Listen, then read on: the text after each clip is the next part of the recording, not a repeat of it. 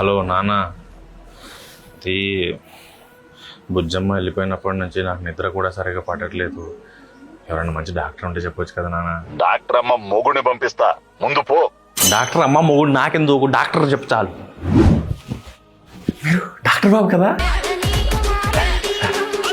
కాదు, బాబు the doctor. Problem ఏంటి?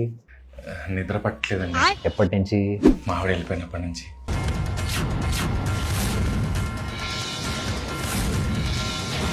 చిచి, మళ్ళీ ఇదే పంచాయతీ. గత 7 ఏళ్ల నుంచి చూస్తున్నాను. ఒక్కడు వైద్యం కోసం రాడు. ప్రతోడు పెళ్ళాంతో పంచాయతీ అనే వస్తారు. నేను డాక్టర్ బాబుని, మ్యారేజ్ కౌన్సిలర్ని కాదు. అదే సార్, మా నాన్న డాక్టర్ దగ్గర పంపిస్తారనుకుంటే డాక్టర్లోనే డాక్టర్, బాబులకే బాబు. మీరే ఎలాగైనా.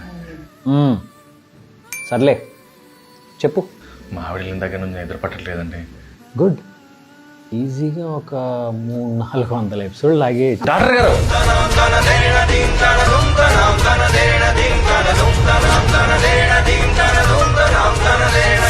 సినిమా సార్ 2.5 గంటల్లో వెనక్కి వచ్చేయాలి. ఓకే, ఎప్పుడు వెళ్ళింది? 1, 2, 3. వెళ్ళిన 3 రోజులకి. అంటే సార్ పెళ్ళం వదిలేసి ఇంక అదే ప్రాబ్లమా?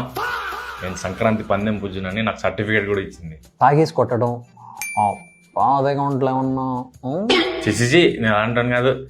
బుజ్జమ్మంటే నాకు లవ్వు. అంత లవ్ చేస్తే ఎందుకు వదిలేసి వెళ్ళిపోయిందో అదే తెలీదండి. వాళ్ళ పేరెంట్స్ని అడగపోయావా? బుజ్జమ్మని అడగమన్నారు. మరి అమ్మాయిని అడిగితే?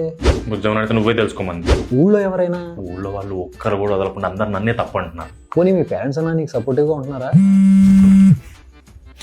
నాన్న, ఒరే ఎదవా, ఏమైనా తెలిసిందా ఎవరో?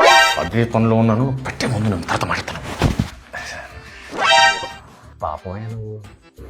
నేను టార్చర్ చేస్తే భరించే పెళ్ళానే చూశాను కానీ నన్ను వదిలేసిన పెళ్ళంతో నేను ఎప్పుడూ డీల్ చేయలేదయ్యా. సారీ ప్రతాపు.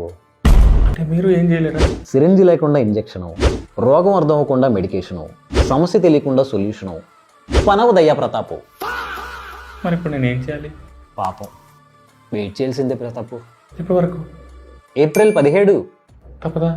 తప్పదయ్యా ప్రతాపు.